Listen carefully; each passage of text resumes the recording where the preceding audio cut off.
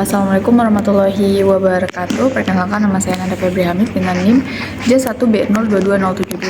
Hari ini saya akan menjelaskan terkait dengan perhitungan perencanaan pembangkit listrik tenaga surya skala rumah tangga. Nah, berikut ini merupakan gambar dari ilustrasi pembangkit listrik tenaga surya dalam rumah tangga. Yang pertama, di sini dalam perencanaan PLTS itu kita harus tahu dulu energi harian yang dibutuhkan, di mana kita kategorikan atau kita list alat-alat yang akan yang membutuhkan energi listrik. Contohnya di sini ada kulkas, kemudian ada lampu, ada charge HP, charge laptop, pompa air, dan lain sebagainya.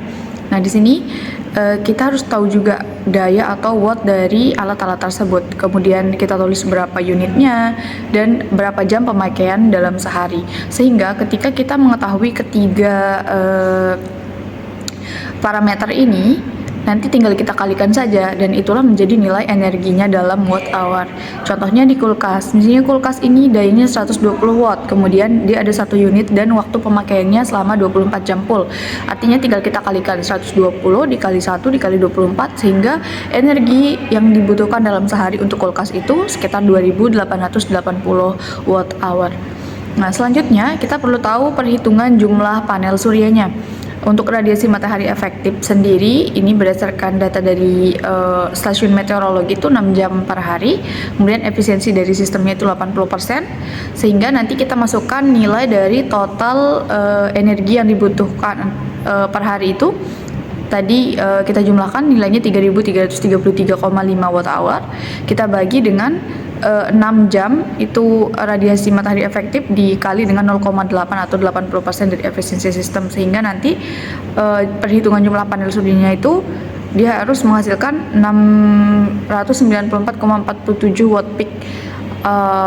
Kalau kita di sini menggunakan panel yang 200 WP, tinggal kita bagi saja 694,47 dibagi 200. Ini nanti hasilnya 3,4 sekian. Kita bulatkan, kita butuh 4 unit panel yang 200 watt peak.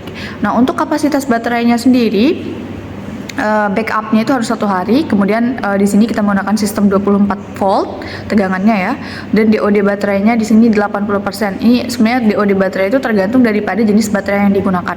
Nah, kapasitas baterai yang dibutuhkan itu tadi sesuai dengan daya di awal itu ada 3.333,5 watt dibagi dengan ini ya, tegangannya sistemnya 24 volt dikali dengan DOD baterainya, sehingga nanti hasilnya 173,619 Ah.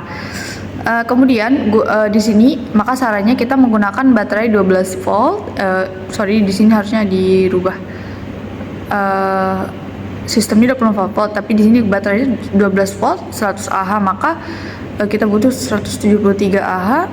Satu baterai 12 volt dikali 100 Ah, 1200 watt hour. Kebutuhannya itu tinggal dibagi saja 333,5 bagi 1200. Maka di sini kita menggunakan 4 baterai. Ini yang 2 seri dan 2 paralel. Nah, untuk perhitungan inverternya berdasarkan kebutuhan total, tadi kebutuhan total wattnya yang ini ya, yang daya watt, nah yang ini 568 watt, itu tinggal kita masukkan ke rumusnya, ditambah dengan 20% itu dari kebutuhan total. Jadi nggak boleh kita pas di angka 568, jadi dia harus ditambah lagi dengan 20%, sehingga nanti hasilnya itu 681,6 watt. Kita bisa menggunakan inverter 1000 watt, itu merek Pure Sine Wave, tegangannya 24 volt. Kemudian untuk SCC nya sendiri, panel 200 WP arusnya itu sekitar 200 W, tinggal kita bagi 200 dibagi dengan 24 tegangannya, sekitar 8,3 ampere untuk arusnya. Untuk total arus sendiri ini ada 4 panelnya, tinggal kita kalikan 4 dikali dengan 8,3 ampere, hasilnya itu 33,2 ampere. Dan kita bisa menggunakan SCC tipe MPPT 40 ampere, kan di sini 33 ya. Tidak ada adanya 40 ampere, tegangannya 24 volt. MPPT ini kelebihannya dia bisa bertahan jangka lama dan juga kualitasnya lebih bagus daripada kita menggunakan SCC yang jenis PWM. Kemudian itu untuk ringkasan komponen yang kita butuhkan di sini itu mulai dari panel surya, ada totalnya di sini ya, total harganya, Kemudian untuk 4 unit itu sekitar itu, ini untuk link harganya. Kemudian inverternya harganya juga 618.000 ya. Sekitar itu. Baterai kita butuh 4 unit. SCC MPPT, kabel ini untuk aksesoris tambahannya ya, bagian tambahannya.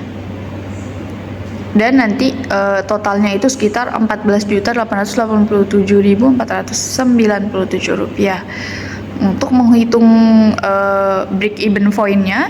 Di sini kita tulis total biaya investasi, kita bagi dengan penghematan biaya listrik per tahun. Nah, untuk penghematan biaya listrik per tahunnya itu dapat kita hitung dari berapa kebutuhan watt hour kita dalam sehari. Jadi dari kan watt hour ya, kita ubah ke kilowatt.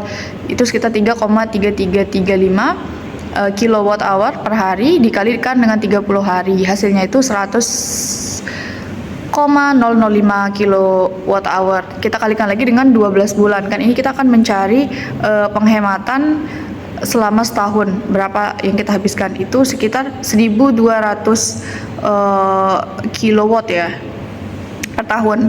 Nah, untuk harga 1 kWh di PLN untuk tegangan 1.200 itu harganya 1 kWh 1.444,70. Tinggal kita kalikan yang per tahun ini dengan harga 1 kWh-nya. Sehingga dalam 1 tahun itu kita bisa menghabiskan sekitar 1.733.682 rupiah ya.